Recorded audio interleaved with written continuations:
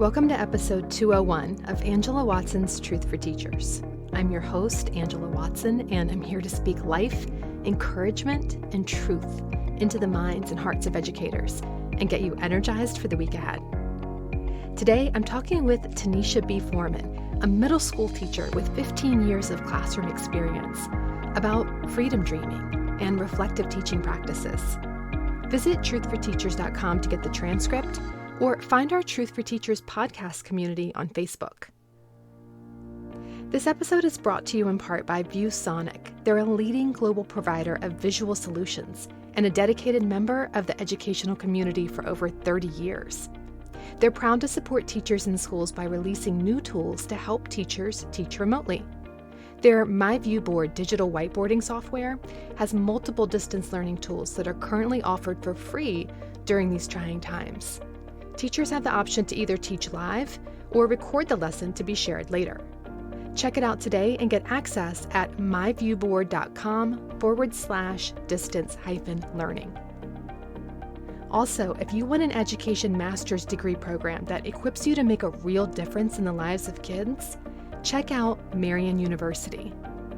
They have a 100% online, at-risk, and alternative education master's program. Marian University will help you design and implement alternative education methods and strategies to support our most vulnerable students. Learn from coursework that's designed to promote the ultimate in effectiveness for them and the best in flexibility for you. Visit marianuniversity.edu/ARAE for more info. So a lot of things are up in the air right now for fall, and I think it can be really easy to focus just on logistics. What are the specific things we're going to do? What are the practicalities? But we can't forget that who we are impacts how we teach, and it impacts it more than anything else. Unpacking our own identity and the why that we bring into the classroom can be a grounding force that holds us steady through change. So I'm excited to let you listen in as I have a laid-back yet really energizing and inspiring conversation with Tanesha Forman. She's a middle school teacher entering her 15th year in the classroom, and she shares how her daily classroom work is a reflection of her own learning and identity and growth, and how she uses that self-reflection process to support students in being fully seen and known in her classroom. Tanesha also shares how she's planning for both curriculum and socio-emotional learning in the coming school year through a reflective, anti-bias, anti-racist lens. We talk about disrupting power structures, and Tanesha shares her freedom dream in which kids and teachers can be fully themselves in school. If you want to surround yourself right now with the inspiration of folks who are reimagining schools through their daily work, this episode is a must listen. Join me as I talk with Tanesha. So when you think about how you want to prepare for the coming school year and for this new group of students that you have, or groups of students, what does it look like? What does this preparation look like for you when you're trying to prepare through an anti-bias and an anti-racist lens? The preparation for me always begins with myself. I do a lot of self-critique and self-evaluation of what was I doing. And, I'm looking at the lessons and the work that I put in front of students. So that's from the content standpoint. Which perspectives am I uplifting? Which authors am I uplifting? Because I'm an ELA teacher, which texts, all of those things, content related. So it's actually looking at my classroom practices and policies and ensuring that they are affirming and valuing the students who are in the room and uplifting traditionally marginalized, or I should say traditionally groups that have been pushed to the margins by the oppression and racism that exists in our society. Then I look at my classroom procedures and how I'm building community and thinking about what is my actual approach to building a classroom community, which has evolved over time. And I think that the self-reflection process in preparing for the new year is what has given me this ability to be I'm actually not aligned with that in terms of how I approach building a classroom community. So it's a lot of self-reflection about content and then just about the community that I want to exist. And then it's also for me reading. And the interesting part, what I like to tell people about how I read is that there are a lot of books that have been on my shelf for a long time that I was not in a place to receive it. And I think one of those was culturally sustaining pedagogy. And, because sometimes we'll think we read and then it gets implemented into practice. And so a part of my reflection process as I'm growing is like, whose work am I implementing, or like what pedagogies or like am I applying in my class, and where do they come from? And so it's like this weird, so if this sounds like a big hodgepodge process, it's kind of that. It's a really messy process of learning and unlearning through reflection and reading. I really like that because I think so often in teaching, we rush right into strategy. Like, let's take it into the classroom. What are we going to do with kids? And I think we tend to skip this self reflection piece. We skip the piece of really examining who are we as humans? Who are we showing up in the classroom as? What values are we bringing in?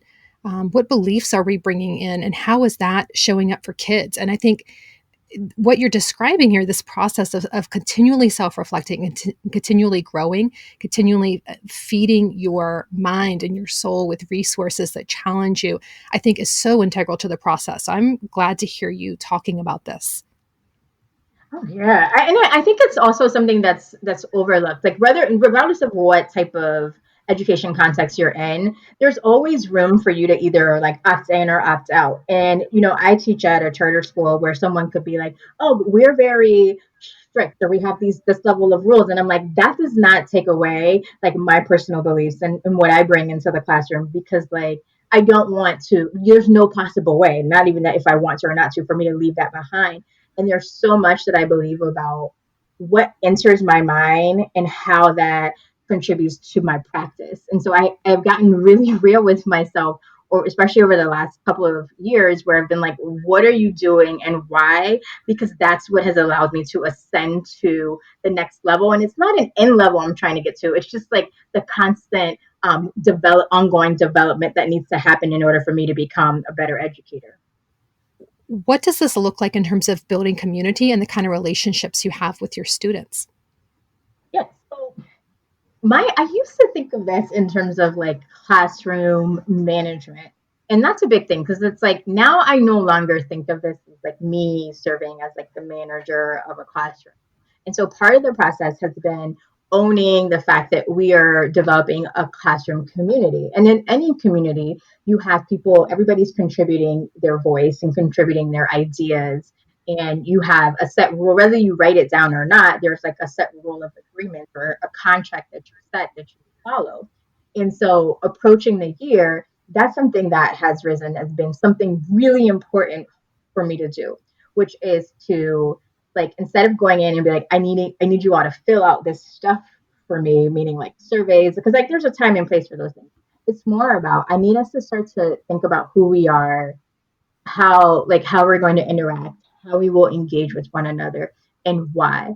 And so a part of that is in creating a classroom contract, which isn't much more than what it sounds. It's just a list of agreements for how we want to interact with one another. And then we also think through, well, what are we going to do if this contract isn't upheld? Because there's something, and I teach middle school, really powerful of being able to say, we agreed to this, and that's not happening. And so what can we do in order to make it better? And I think it breaks down the power dynamic in the classroom, and it truly empowers kids to think through and build that, like, she's right, we did build that, we did say we were going to do that, we're not. And so like a lot of the process is like me getting used to facilitating how to create a classroom contract with kids. So, a classroom contract where we have shared agreements about what's expected and what will happen when that agreement is broken. What other kinds of things do you do during those first few weeks of school? And the other thing is like thinking about how we're going to collaborate and engage in the work. And so, being a secondary ELA teacher, we kind of have us write, like this year we're going to write our literary like experiences. So we write like a literary narrative about our reading process and our writing process. And so it's more, it aligns to the academics, but it allows us to share how we orient towards reading and writing.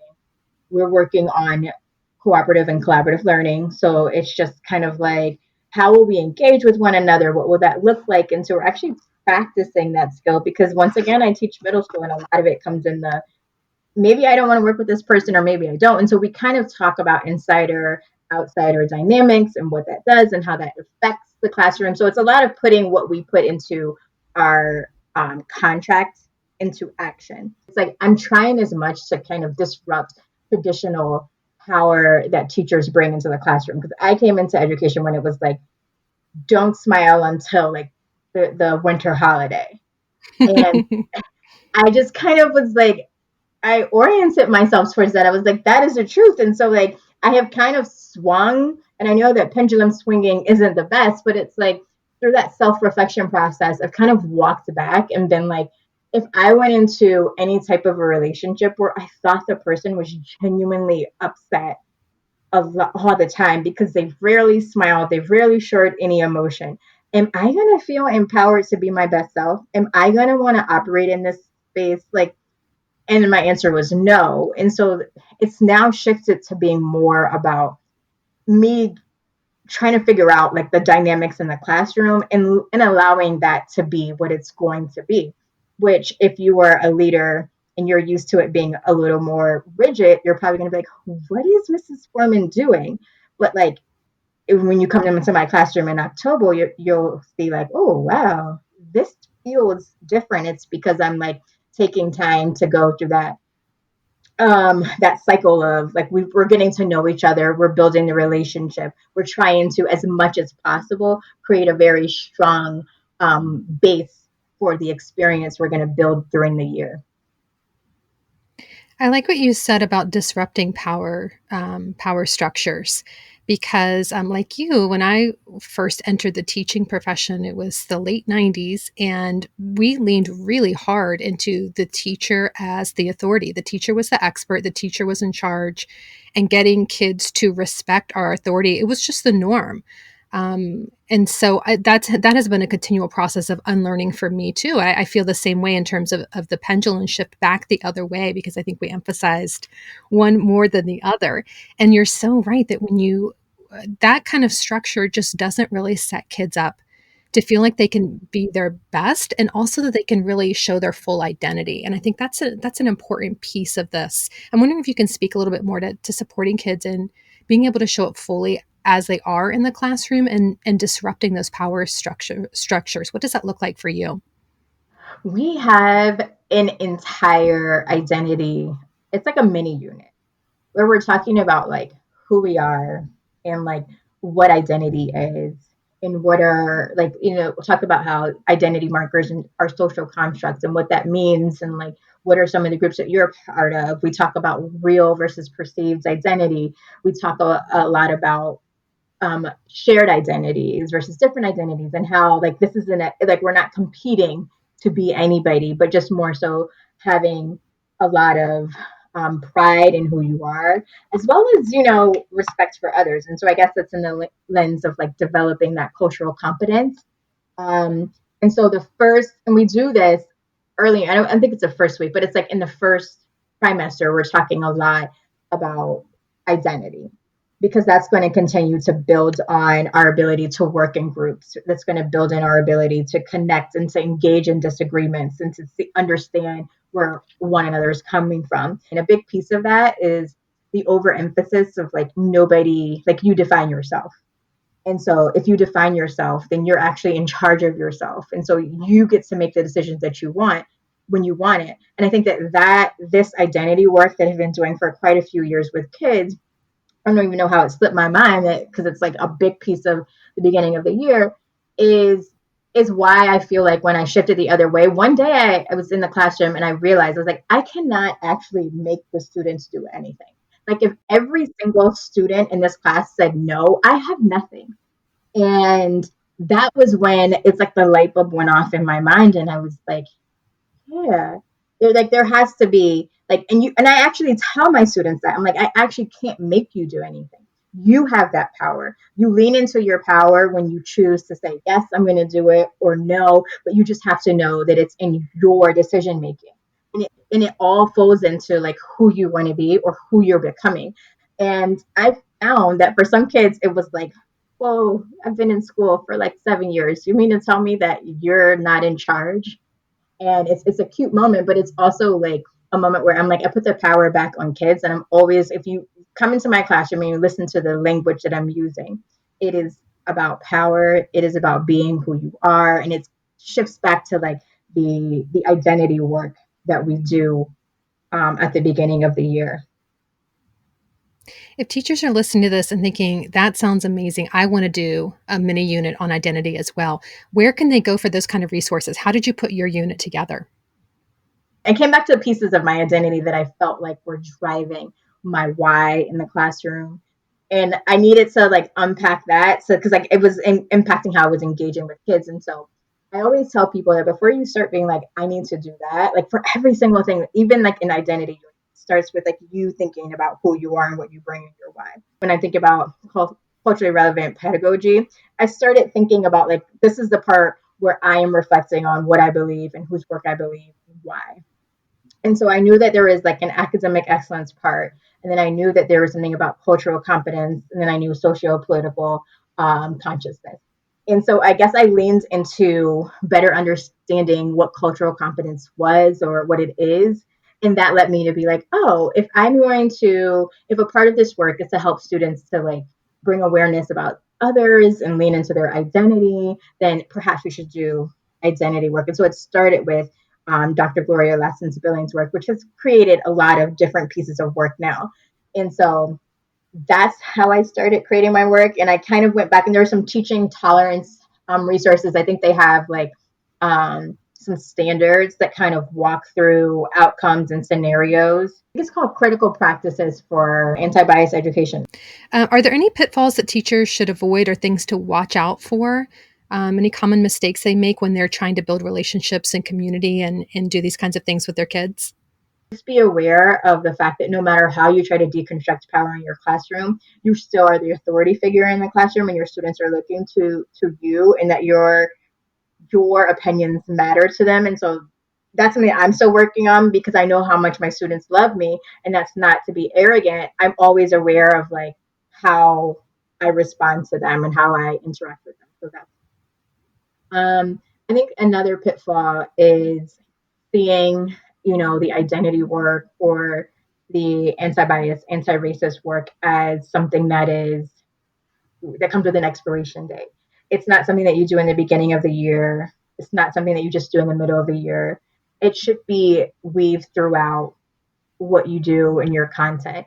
And so a lot of times people will say, well, you teach ELA, and so it has a nice synergy there.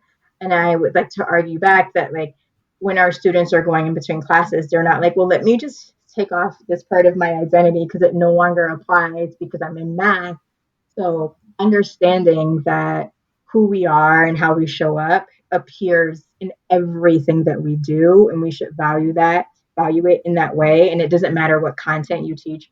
I could probably tell any given content area how you could approach this in a way that makes sense, and it probably looks similar. Um, and I'm trying to think. It's the other pitfall is trying to do all of the things. Mm. Like it is, when I say it's a process, I sometimes get scared to share what I'm doing. And which sounds really weird because I know I'm in this constant cycle of like evaluating. And I'm like, by the time I share this thing that I've done, I'll probably be like, oh no, I shouldn't have done it. I should have, you know, done it this way or that way. And so just being really intentional about what you're presenting to kids and why is is really important. And you don't have to do all of the things, right? Like there is no checklist that is like, all right, have you done identity work with your kids? Check. Have you done this? Because it comes out in the small ways. It comes out when there's a disagreement, when you're stressed, when kids are stressed. That's where the work and in the interaction that you see this, it kind of bubbles up to the top. And so do what you can, but be committed to what you do, if that makes sense. Mm-hmm. Mm-hmm. Let's talk about curriculum. You shared some really powerful anti racist ELA practices on your Instagram back in June. And I think there's a lot to consider there for teachers of all subjects. As you're saying, this applies no matter what you teach. one thing that you emphasize is to start with yourself. So you had written, before jumping into strategies, take time to examine your values, beliefs, and actions. So I'm wondering if you can talk about what this work looks like and how teachers can build in accountability systems that help them reflect on their practice. We regularly at my school, one thing that I love that we do, we regularly give student and family surveys, which is, for some people, I think you could excuse your way out of like what that information is, but my students have been very honest with what they're receiving and how they are receiving it from me. And so that's a huge piece, which is taking in community, like, meaning when I say community, you take in from your leadership team, you take in feedback, you take in feedback from your students, you take in feedback from their families. I also think that it's important for you to model for students when you make a mistake, and for you learn out loud. And I'm going to give a clear example of this. We had a practice at my school where if students did things, I'm just going to put things in a very broad category, then they would have to sit out recess. And then I don't know where I saw this, but something came up on like probably my Instagram feed. That was a book called No More Taking Recess. And I bought the book and I started reading, the information in the book. And I went back to the class and I was like, hey, I am in the process of becoming just like Michelle Obama is, and we all think that she's great. And I'm like, one of the things that I'm actually learning about is the power of you all middle schoolers being able to go outside and play. Like, I actually have reflected on it and I value it and I think it's important. And so here's what I'm committing to. And so I think sometimes we have the tendency when we think about accountability system where we learn in private. And I think there's a time and place for you to have that personal self-reflection. But it's really powerful when I tell the kids that I've read this, I'm changing. And it also shows how dynamic learning can be. And I'm like, I've done this thing that you all know that I've done where I've held you in for recess. I've now read this book. I actually agree with a lot of the practices. And I don't like this is not, I don't want to be a teacher that teaches anymore. I've actually learned and I'm growing. I'm different. But I just don't put all that ownership on me. I'm like, let's think about some of the times when you haven't earned recess, what was happening, what can we ensure, what can we do to make sure that doesn't happen again? And then if it sets the table so that, like, if I'm in a position where previously it would have been like your recess, you would have lost your recess. I'm like, here's a time that I'm talking about when, old Mrs. Forman, before I learned this new thing, would have been like, you don't have recess anymore. What's happening? And that, I can't even tell you how powerful those types of learning, those type of moments learn out loud and with your kids are in terms of accountability, because it's not only the accountability for me, but for them to think about how am I contributing to this. Yeah, this is all so good. And, I can testify to the power of having those kinds of conversations for kids where you're modeling your own thinking and your own growth for them. And I mean, if you want to talk about instant engagement, it's admitting to kids that you've changed your mind on something and you're Mm-hmm. rethinking something about how the classroom runs. It's kind of cool because you're speaking from a middle school perspective, but mine is from early childhood. So I've taught pre-K, second, and third. And I've done it even with kids as little as pre-K. We've had these kinds of conversations. And the kids are so fascinated to hear, like, wow, here's an adult reflecting on something they did that they felt like didn't help make the classroom the kind of place that was great for kids to learn in. And to get them involved in those kinds of conversations and being thoughtful about what kind of atmosphere and what kind of relationships are conducive to learning is so, so powerful. Yes, yes, yes. And I think a lot of times teachers are afraid to do that because you don't want to look weak in front of your students, and you don't want to open yourself up for criticism. If you admit that you did something wrong, then, there, I don't know, we just have all sorts of fears about that kind of thing.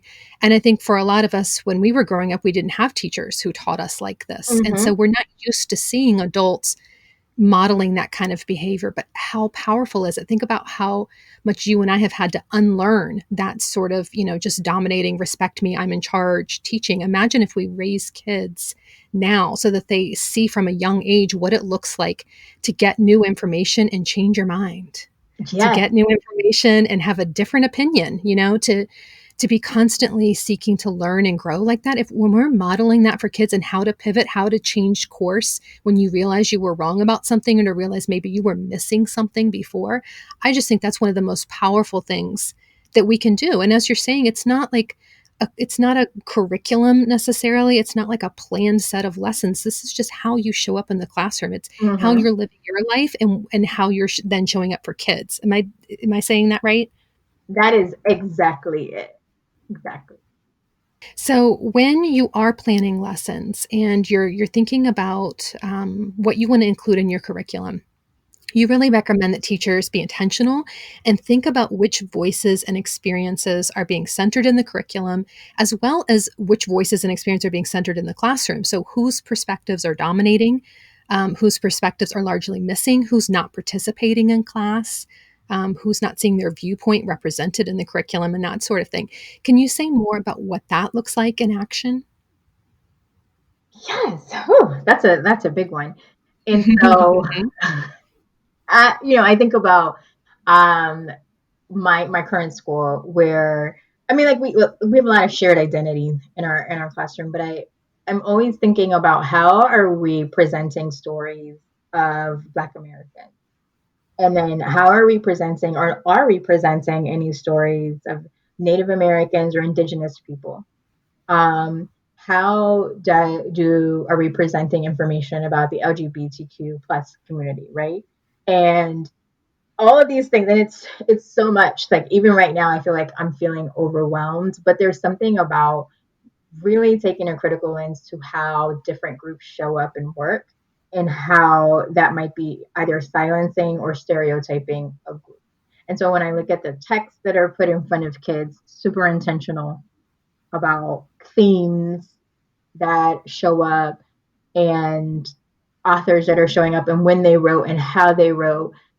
When kids are looking to me as their teacher and they're looking at the text that I put in front of them, how do I make sure that I'm not reinforcing, like, first of all, that I'm not teaching the wrong stuff, that I am not teaching holidays and, just special days that we celebrate this group of people. Like, how do I make sure that the curriculum is actually inclusive and includes a lot of different voices? And I'm going to try to be as specific as I can right now, which is like one place where I realized that I could do better is in how I was representing members of the LGBTQ community, plus community, because I felt like even for me, it was like I wasn't representing members of the community in a way that was just okay, so we're reading this text by a queer Black woman, and what that means. It always was like it was almost like was like codifying it in a way that I wasn't intending for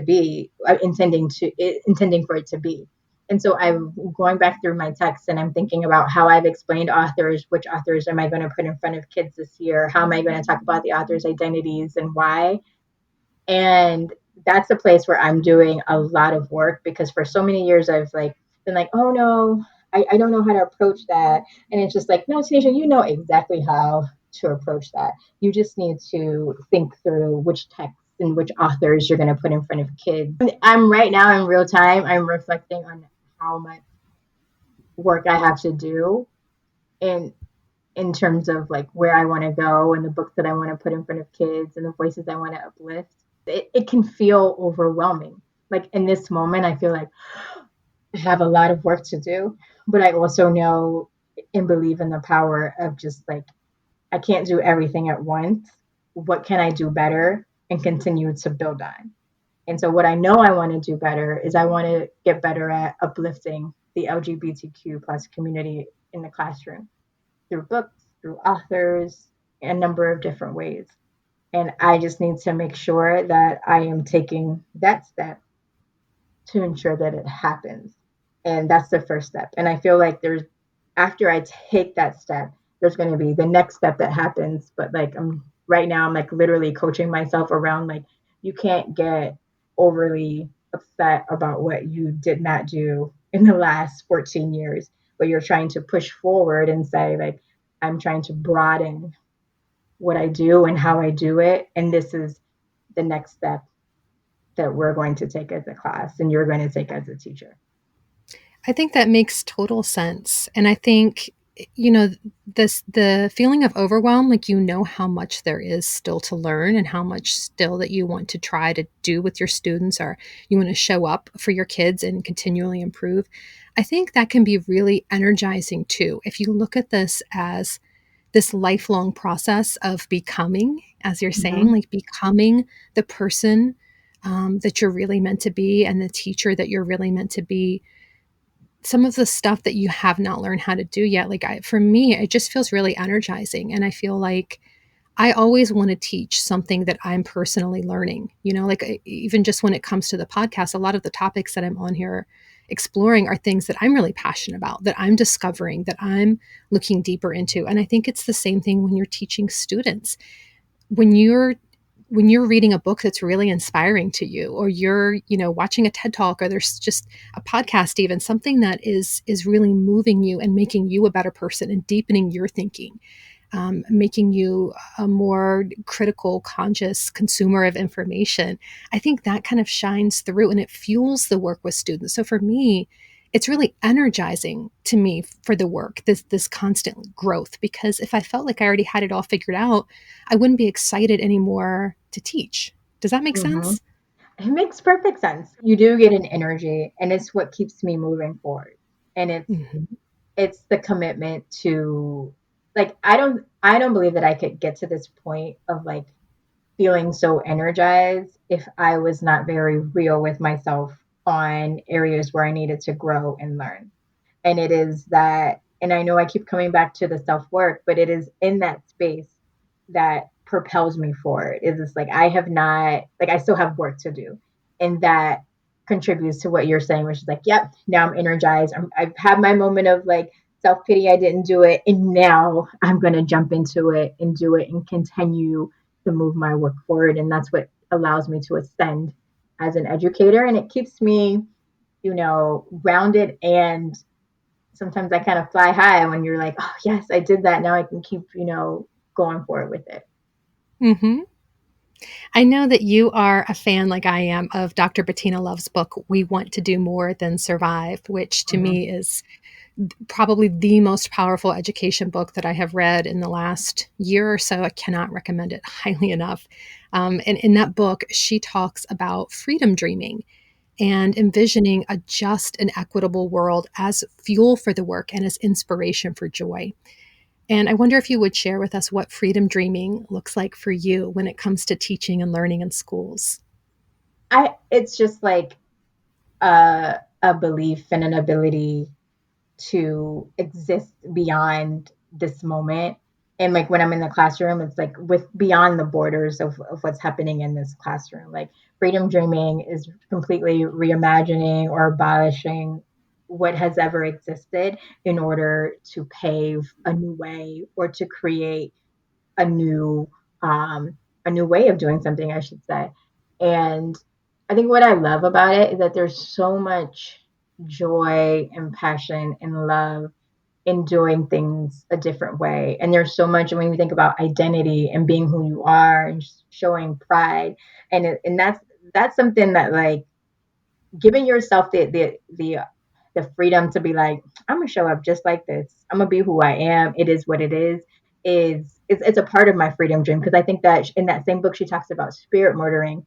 And for Mm, so long I felt like I operated in schools where like my spirit was murdered, where I was uplifted, but I was told like, make sure that you sound like this, that you do this, keep your work right here, because you're gonna have to work harder, you're gonna have to be better. And it was just like, it just crushed me. But in this freedom dream, I don't have to worry about none of that. Like I can show up and I can use my African American English vernacular, like, you know what I mean? Like I can just use my Ebonics and be myself. And that's not going to take away from anything that is happening in my classroom. And I think that when I show up as myself, unapologetic, it really emboldens the kids to show up. I mean, like, if you've ever had a moment when you watch kids be who they are and create how they create and do, like, just be free, it is the most beautiful thing you will ever see. That the freedom to, without confinement, without having to like fit, to just operate as you are and to be able to receive and learn as that person is a big part of what I believe freedom dreaming to be. Um, it's a, if I were to keep going, I would be like, it's not in the standardized tests. It's not in the comparison to anything or anyone except for the person that you're becoming. And if none of this makes sense, I apologize. It's because like I'm smiling so big and I'm actually engaged in a freedom dream where kids, especially black and brown kids, the kids who I teach, are allowed to exist without all of the like anti add who they are that exists in schools, whether it's like anti-black, anti-Muslim, anti this. I feel like there's a lot of systems and structures that aren't inviting. And when we really freedom dream and we reimagine and reconceptualize what education should be something that allows you to exist and become the butterfly or the dragon or whatever it is that you were meant to be. It should not be something that is forced shaping you, but you are almost shaping it. And if you can't get that, that's because you're not being free enough. Like that's why I tell my kids sometimes I have those moments they're like, what? And I'm like, yeah, come on, you gotta come back for that. I'm gonna say it again for the back row, which is like, I'm not here to like shape my students. Like I'm not here to mold them into anything. I am here to support, to engage, to allow them to kind of shape and own what makes sense and what they want to be and how they want to be and how they want to learn. And I want to be able to say, well, bring something that you're interested in and let us all engage with it. Because in my freedom dream, that's how schooling works, where it's not just like a download from the teacher. It is actually like we are co-constructing. And as a teacher, I'm actually co-learning or co-owning the learning in the classroom. That's powerful. I want to find out who to credit with that phrase, spirit murdering. Hey, quick aside here. I'm editing out the part of the convo where Tanisha and I were trying to remember who initially coined that phrase, and I promised her I would look it up, so I'm just going to add that in here. It was Patricia Williams. She is a legal scholar, and in 1987, she coined that term spirit murdering to argue that racism robs people of color of their humanity and dignity and leaves personal, psychological, and spiritual injuries.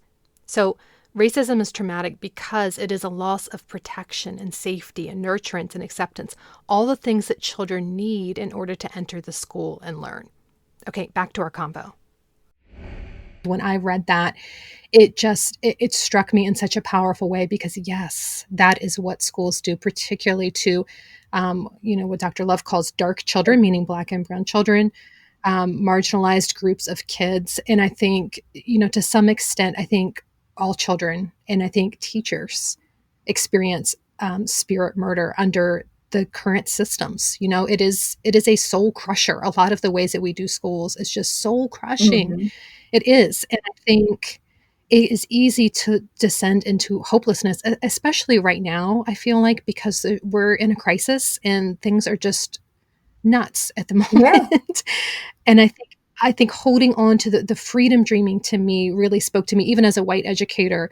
Obviously there's a different context there for educators of color and children of color, but to be thinking about what practices are spirit murdering, what are the things that take away students' opportunities to be free in who they are and to show up as their full selves versus this freedom dreaming, this dreaming of a better way, of a more equitable school system in which kids and teachers can be who they really are. There is so much joy and energy to be found in that work. there is. And like I realized that when I started to like do the identity work and find out more about my students, it helped me understand how they best learn. I feel like our education, like the current brick and mortar system is set up for a student who's not my kid. I mean, like obviously we can go into the history of education, but like when I catch those moments where students are just being who they are, and it's always like, yes, like that moment when you're like, your kids feel like they can like share and express themselves in a way that is true and authentic to them. I know that in that day, they're Mm-hmm. not going to go home and be like, let me tell you what I learned in school today. It's more like, let me tell you what I experienced and what I did today. And those are two different things that happen in school. And I really want kids to leave and to talk about the experiences that they're having at school, hopefully mostly positive experiences versus like I learned this and then this and then this. Because those things that like a part of my educational philosophy, I do think that there is like we have to honor we have to honor academic excellence. And I know that in Dr. Goldie Muhammad's book, she talks a lot about the history of like Black excellence. And so I do value that, but I feel like we sometimes tend to overly focus on one thing and forget the other parts of education, in particular the socio-political consciousness that and cultural competence, which to me are really important pieces of any education experience. You and I both share the belief that we absolutely cannot seek to replicate our old pre COVID ways of teaching. We can't try to do that now. We can't go back to that ever because our kids deserve better and so do our teachers. And this is an opportunity to create change this moment here that we have the privilege of living through right now. So I'm wondering what is something that you are optimistic about for the coming school year or something that you're looking forward to working on? I feel like it's going to be a year in which we actually push each other on our practices Hmm. as educators, where we actually call one another in. It's awesome that in this moment we can do that, but it's also 20. The year is 2020. And so it's like, why did it take so long for us to get to this point where it's now quote unquote mainstream and acceptable to talk about um, creating anti-racist education for kids? But I am so incredibly hopeful, and I have full faith in my school that we are going to work on doing better for kids than we have ever done before. And so I am really inspired to see how all teachers are engaging in the self reflection and questioning their practices and inviting students and their families into their classrooms and finally leaving behind like that I'm going to shut my door and this is my classroom, but actually thinking about the community and engaging in collective action as teachers in order to drive the work forward. That's and what that's going to mean for our kids is the hard part is going to be kids who have been, in this, what did she call it, the education survival complex, where they've Hmm. existed in this space. So it's like we can all finally be there, but I think for our kids are going to be like, what? Did you really mean that? And so I'm really excited for the work that it's going to take to have to reestablish trust and recreate the sense of belief and belonging with the students that we serve and their families. So hard work, but it's really exciting work for me. Yes, it is. I want to close out with a takeaway truth, something that you wish that every teacher knew about the things that we've talked about today. There is no way to be an effective teacher without first thinking about who you are as a person. You cannot separate your teacher life from your real life. They are one and the same. Authenticity matters. And I cannot be my authentic real self until I have actually unpacked and evaluated and interrogated who I am and how that shows up in my classroom and how that impacts kids.